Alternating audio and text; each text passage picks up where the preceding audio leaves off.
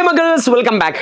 നാളെ നടക്കാൻ പോകുന്ന ബേസിക് സയൻസ് എക്സാമിൽ 4 പ്രധാനപ്പെട്ട പാഠങ്ങളിൽ ലൈറ്റിന്റെ പാഠം, ഹീറ്റിന്റെ പാഠം, കറന്റിന്റെ പാഠം, പിന്നെ വണ്ടേഴ്സ് ഓഫ് സ്കൈ ഇല്ലേ ആ പാഠം, ഈ 4 പ്രധാനപ്പെട്ട പാഠങ്ങളിൽ നിന്നും ചോദിക്കാൻ ചാൻസ് ഉള്ള പ്രധാനപ്പെട്ട ചോദ്യങ്ങളും അതുമായി ബന്ധപ്പെട്ട കാര്യങ്ങളുമാണ് ഇന്നത്തെ വീഡിയോയിൽ ഡിസ്കസ് ചെയ്യുന്നത്. സോ ഒരു കാരണവശാലും സ്കിപ്പ് അടിക്കരുത്, മുഴുവനായിട്ട് കാണണം, നിങ്ങൾക്ക് നല്ല ഉപകാരപ്പെടും. പിന്നെ ക്ലാസ് ഇഷ്ടപ്പെട്ടാൽ ലൈക്ക് അടിക്കണം, കമന്റും അഭിപ്രായങ്ങൾ താഴെ കമന്റ് ആയിട്ടും പറയണം. സോ ഗൈസ്, തുടങ്ങല്ലോ. ഒന്നാമത്തെ ക്വസ്റ്റ്യൻ എന്താ മനുഷ്യ? ഒന്നാമത്തെ ചോദ്യം, ഇതേപോലുള്ള ലോങ് പാലങ്ങളൊക്കെ നിർമ്മിക്കുന്ന സമയത്ത്, പാലങ്ങൾ നിർമ്മിക്കുമ്പം, ബ്രിഡ്ജുകൾ ഉണ്ടാക്കുമ്പം അത് സ്പാനുകളായിട്ടാണ് നിർമ്മിക്കുക. ഇവിടെ നോക്കടാ, ഇതാ ഒരു സ്പാൻ കഴിഞ്ഞ അവിടെ ഗ്യാപ്പ് ഉണ്ട്, അവിടെ ഗ്യാപ്പ് ഉണ്ട്, കണ്ടോ? പാലങ്ങളൊക്കെ നിർമ്മിക്കുന്ന സമയത്ത് നമ്മൾ സ്പാനുകളായിട്ടാണ് നിർമ്മിക്കുക. അതെന്താ മാഷ അങ്ങനെ? അതേമാതിരി ചിലപ്പോൾ എക്സാമിന് വയ്ക്കും, ഈ റെയിൽവേ ട്രാക്കിലിടാ, റെയിൽവേ ട്രാക്കിന് ഇടയിലൊക്കെ കുറെ ക്രാക്സ് ഉണ്ടാവും, ചെറിയ ചെറിയ ഗ്യാപ്പുകൾ ഉണ്ടാവും. അതെന്തിനാ മാഷ ചെറിയ ചെറിയ ഗ്യാപ്പുകൾ ഉണ്ട്? ചിലപ്പോൾ എക്സാമിന് വയ്ക്കും, ഈ വേനൽക്കാലത്ത് ഇലക്ട്രിക് ലൈനുകൾ, വൈദ്യുത ലൈനുകൾ, നല്ല മുറുക്കി വെച്ച ലൈനുകളൊക്കെ ഒന്ന് അങ്ങോട്ട് ലൂസാവും. അതെന്താ മാഷ അങ്ങനെ? എടാ സിമ്പിൾ ആടാ.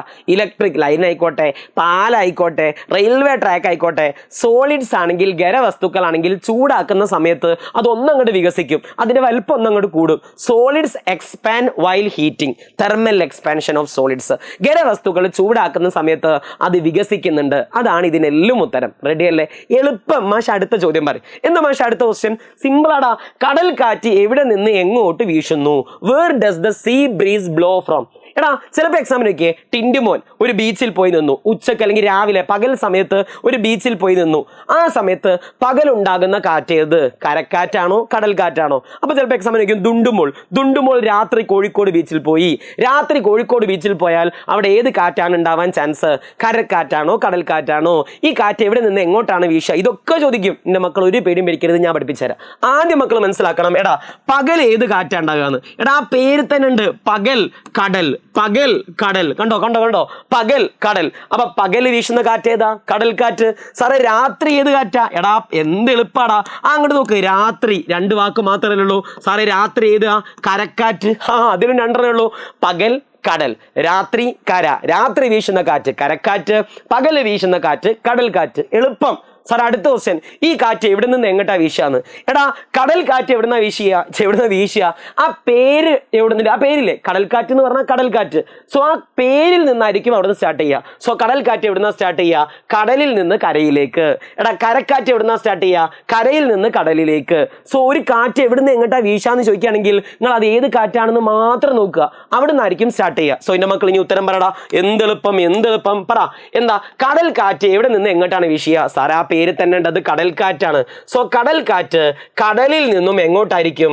കരയിലേക്കായിരിക്കും. ആർക്കെങ്കിലും ഇതിന് അഭിപ്രായം ഉണ്ടോ? വളരെ വളരെ എളുപ്പം. സോ പകൽ വീശുന്ന കാറ്റ് കടൽ കാറ്റ്, രാത്രി വീശുന്ന കാറ്റ് കരക്കാറ്റ്, കടൽ കാറ്റ് കടലിൽ നിന്ന് കരയിലേക്കാണ്, കരക്കാറ്റ് കരയിൽ നിന്ന് കടലിലേക്കാണ്. സിമ്പിൾ.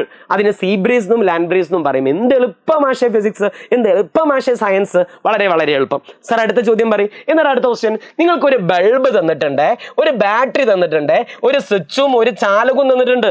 ഇതിൻ്റെ ഒക്കെ സിമ്പിൾസ് ഉപയോഗിച്ച്, ഇതിൻ്റെ ഒക്കെ പ്രതീകങ്ങൾ ഉപയോഗിച്ച് ഒരു സർക്യൂട്ട് വരയ്ക്കാൻ പറ്റുമെന്ന്. എന്ത് എളുപ്പമാണ്. നിങ്ങൾക്ക് ബൾബ് അല്ലേ, അപ്പോൾ ബൾബ് നമുക്ക് കത്തിക്കണ്ടേ? സോ നമ്മൾ ആദ്യം എന്ത് ചെയ്യുന്നു? ഒരു ബൾബ് നല്ല ഉഷാറായിട്ട് കത്തിക്കാൻ പോവുക. സാറേ ബൾബ് എന്താ മാഷ ബൾബിന്റെ പ്രതീകം? ഒരു വട്ടമിടുന്നു, ഒരു തെറ്റിടുന്നു, ഇതാണ് ബൾബ്. സാറേ ബൾബ് റെഡിയായി. എടാ ഒരു ബൾബ് കത്തണം എന്നുണ്ടെങ്കിൽ എന്ത് വേണം? സാറേ ബാറ്ററി വെക്കണം. അപ്പൊ നമ്മൾ ബാറ്ററി വെക്കാൻ പോകണേ. വലിയ വര ചെറിയ വര, വലിയ വര ചെറിയ വര. സാറേ നമ്മൾ ബാറ്ററി വെച്ച് ഇനി എന്താ ചെയ്യേണ്ടി? ബാറ്ററി ഇവിടെ ഉണ്ട്, ബൾബ് ഇവിടെ ഉണ്ട്. ബൾബ് കത്തുവോ? ഇല്ല സാറേ, കണക്ഷൻ കൊടുക്കണം. അപ്പൊ നമ്മൾ കണക്ഷൻ കൊടുക്കും. അയ്യോ ഇവിടെ കണക്ഷൻ കൊടുത്തിട്ട് മാത്രം കാര്യമുണ്ടോ? ഇല്ല സാറേ, ഈ സൈഡിലേക്ക് കണക്ഷൻ കൊടുക്കണം. അപ്പൊ നമ്മൾ ഇങ്ങനെ ഈ സൈഡിലേക്കും കണക്ഷൻ കൊടുക്കും. വേണമെങ്കിൽ നമ്മൾ അതിൻ്റെ ഇടയിൽ ആരെയും കൊണ്ടുപോയി വെച്ച് കൊടുക്കും, ഒരു സ്വിച്ചും കൂടി കൊണ്ടുപോയി വെച്ച് കൊടുക്കും. കഴിഞ്ഞ്. സാറേ ബൾബ് ഉണ്ട്, സാറേ ബാറ്ററി ഉണ്ട്, ചാലകമുണ്ട്, സ്വിച്ച് ഉണ്ട്. സ്വിച്ച് ഓൺ ആക്കുകയാണെങ്കിൽ ഈ ബൾബ് പ്രകാശിക്കും. ആർക്കെങ്കിലും വല്ല ബുദ്ധിമുട്ടുണ്ടോ? എന്ത് എളുപ്പമുള്ളതാണ് ബേസിക് സയൻസ്.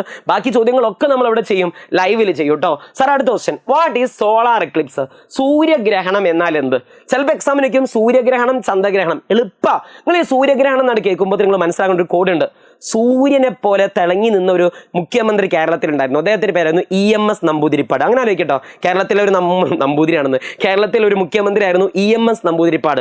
സൂര്യനെ പോലെ തിളങ്ങി നിന്നിരുന്ന ഒരു മുഖ്യമന്ത്രി ആയിരുന്നു EMS എന്നാലോചിക്കുക. സോ സൂര്യഗ്രഹണം എന്ന് പറയുമ്പോൾ എൻ്റെ മക്കൾ എന്താ ആലോചിക്കേണ്ടി? EMS എന്നാലോചിക്കുക. EMS നമ്പൂതിരിപ്പാട്, സൂര്യനെ പോലെ തിളങ്ങി നിന്ന ആള്. സോ എന്താണ് സൂര്യഗ്രഹണം എന്ന് പറഞ്ഞാൽ? ഭൂമിയുടെയും സൂര്യന്റെയും ഇടയിൽ ആര് വരുന്നു? മൂൺ, ചന്ദ്രൻ വരുന്നു. ഇതിന് നമ്മൾ പറയുന്ന പേരാണ് സൂര്യഗ്രഹണം. സോ സൂര്യനെ പോലെ സൂര്യനെ പോലെ ജ്വലിച്ചു നിന്ന ആളായിരുന്നു ആര്? EMS. ചിലപ്പോൾ എക്സാമിന് വയ്ക്കും സൂര്യഗ്രഹണം ഏത് കറുത്ത വാവിലാണോ വെളുത്ത വാവിലാണോ ഉണ്ടാകുക. എടാ സൂര്യന്റെ വെയിൽ അല്ലെങ്കിൽ സൂര്യന്റെ ചൂട് ഓവർ ഏറ്റാൽ നമ്മൾ എന്തായി പോകും? കറുത്തു പോകുന്ന ആലോചിക്കുക. സോ സൂര്യഗ്രഹണം എന്താ നടക്കുക? കറുത്ത വാവിലാണ് നടക്കുക. എന്താണ് കറുത്ത വാവിന് ഇംഗ്ലീഷ് പറയാം? സുഹൃത്തുക്കളെ എന്താണ്? ന്യൂ മൂണിലായിരിക്കും ഇത് നടക്കുക. കഴിഞ്ഞ് സാർ അടുത്ത ക്വസ്റ്റ്യൻ. എന്താ അടുത്ത ചോദ്യം? What is lunar Eclipse?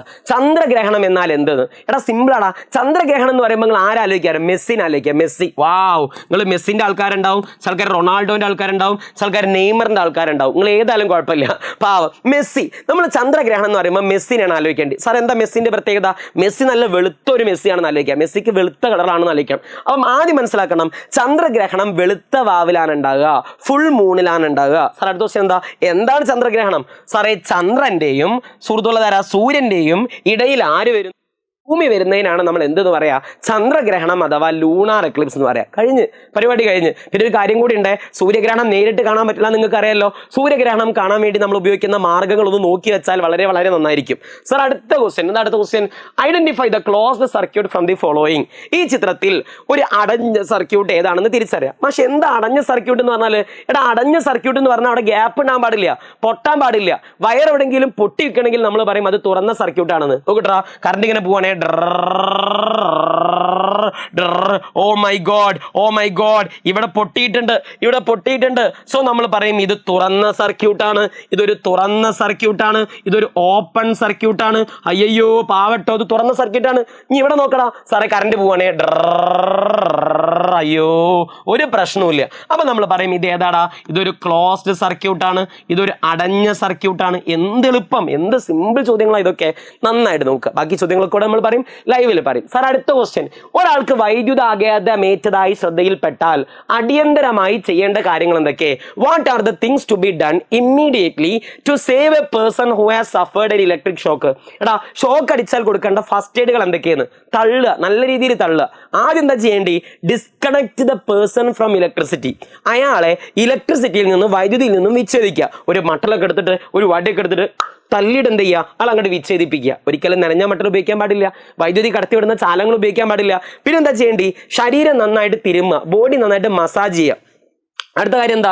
സാറേ വേണമെങ്കിൽ കൃത്രിമ ശ്വാസോച്ഛ്വാസം നൽകുക, ഗിവ് ആർട്ടിഫിഷ്യൽ റെസ്പിറേഷൻ. സുഖം എളുപ്പമാടാ, അങ്ങനെയുള്ള കാര്യങ്ങളൊക്കെ ചെയ്യുക. നെഞ്ചത്ത് ക്രമമായി അമർത്തുക, apply pressure on chest regularly. വേണമെങ്കിൽ CPR കൊടുക്കുക എന്നൊക്കെ പറയും. ഇങ്ങോട്ട് ഇങ്ങനെ ചെയ്തുകൊണ്ടിരിക്കരുത്, എത്രയും പെട്ടെന്ന് എങ്ങോട്ട് കൊണ്ടുക?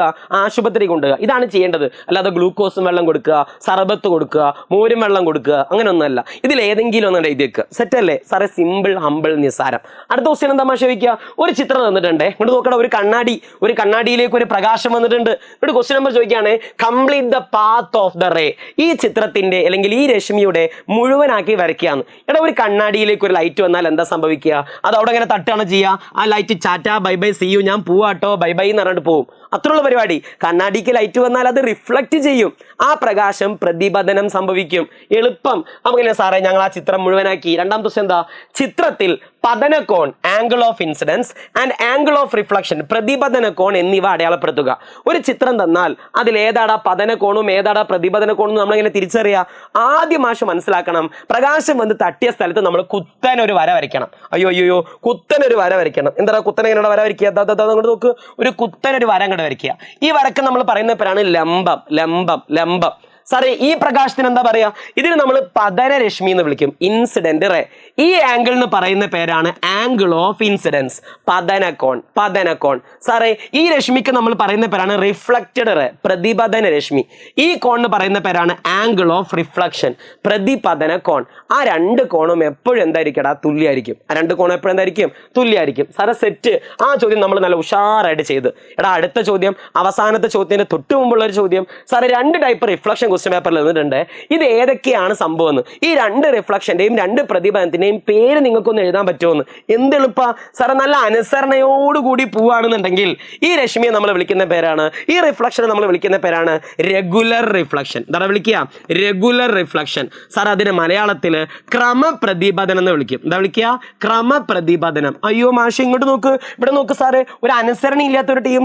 അയ്യോ തോം അങ്ങോട്ടും ഇങ്ങോട്ടൊക്കെയാണ് പോകുന്നത്. അപ്പൊ നമ്മൾ എന്താ വിളിക്കുക? ഇതിന് നമ്മൾ വിളിക്കുന്ന പേരാണ് ഇറഗുലർ റിഫ്ലക്ഷൻ. ഒന്നെങ്കിൽ ഇതിന് ഇറഗുലർ റിഫ്ലക്ഷൻ എന്ന് വിളിക്കും. ഇതിന് വേറൊരു പേരും കൂടി ഉണ്ട്, പേടിക്കരുത്. ഇതിന് പറയുന്ന മറ്റൊരു പേരാണ് ഡിഫ്യൂസ്ഡ് റിഫ്ലക്ഷൻ. സാർ അതിന് മലയാളത്തിൽ എന്താ പറയാ? മലയാളത്തിൽ ഇതിന് പറയുന്ന പേരാണ് ക്രമരഹിത പ്രതിപതനം. ക്രമരഹിത പ്രതിപതനം. ചില ടീച്ചർമാർ അതിന് എന്തും കൂടി വിളിക്കാറുണ്ട്, വിസരിത പ്രതിപതനം. ഇതൊക്കെ ഇതിന്റെ പേരാട്ടോ.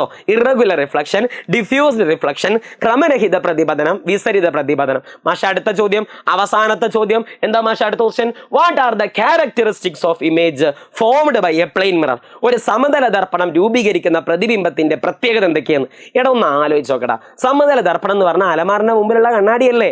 ഒന്നാമത്തെ പ്രത്യേകത എന്താ സാറേ? നമ്മുടെ അതേ വലുപ്പമായിരിക്കും. ഒരു രണ്ട് പ്രത്യേകതയെങ്കിലും പഠിച്ചേക്കടാ. നമ്മുടെ അതേ പ്രത്യേകത ആയിരിക്കും. ചേതാ പ്രത്യേകത, നമ്മുടെ അതേ വലുപ്പമായിരിക്കും. വസ്തുവിന്റെ ഉയരവും പ്രതിബിംബത്തിന്റെ ഉയരവും തുല്യമായിരിക്കും. Height of object is equal to height of image. So ഒന്നാമത്തെ പോയിന്റ് നമ്മൾ പഠിച്ചു. ഇനി എന്താ രണ്ടാമത്തെ പോയിന്റ്? സാറേ വലത് കൈ കാണിച്ചാൽ ഇടത് കൈയാണ് കാണിക്കുക കണ്ണാടി. ഷോസ് ലാറ്ററൽ ഇൻവേർഷൻ, പാർഷിക വിപര്യം കാണിക്കും. സാറേ എന്താ മൂന്നാമത്തെ പ്രത്യേകത? സാറ് കണ്ണാടിയിൽ നിന്ന് എത്ര ദൂരം അപ്പുറത്താണോ അത്രയും ദൂരം അപ്പുറത്തായിരിക്കും സാറുടെ ഫോട്ടോ കിട്ടുക. കണ്ണാടിയിൽ നിന്ന് ഒബ്ജക്റ്റിലേക്കുള്ള ദൂരവും മിററിൽ നിന്ന് ഇമേജിലേക്കുള്ള ദൂരവും തുല്യമായിരിക്കും. കണ്ണാടി അഥവാ ദർപ്പണത്തിൽ നിന്ന് വസ്തുവിലേക്കുള്ള ദൂരവും പ്രതിബിംബത്തിലേക്കുള്ള ദൂരവും തുല്യമായിരിക്കും. റെഡി അല്ലേ? സെറ്റ് അല്ലേ? ഉഷാറല്ലേ? ഹാപ്പി അല്ലേ? അപ്പൊ നല്ല ഉഷാറായിട്ട് പഠിക്കുക. സോ ഈ വീഡിയോ നിങ്ങൾക്ക് ഇഷ്ടപ്പെട്ടെന്നുണ്ടെങ്കിൽ, ഈ ചോദ്യങ്ങളൊക്കെ നിങ്ങൾ പഠിച്ചിട്ടുണ്ടെന്നുണ്ടെങ്കിൽ നിങ്ങൾ വീഡിയോക്ക് ലൈക്ക് അടിക്കുക. ക്ലാസ്സിനെ പറ്റിയുള്ള അഭിപ്രായങ്ങൾ താഴെ കമന്റ് ചെയ്യുക. ഓക്കെ അല്ലേ? ബൈ.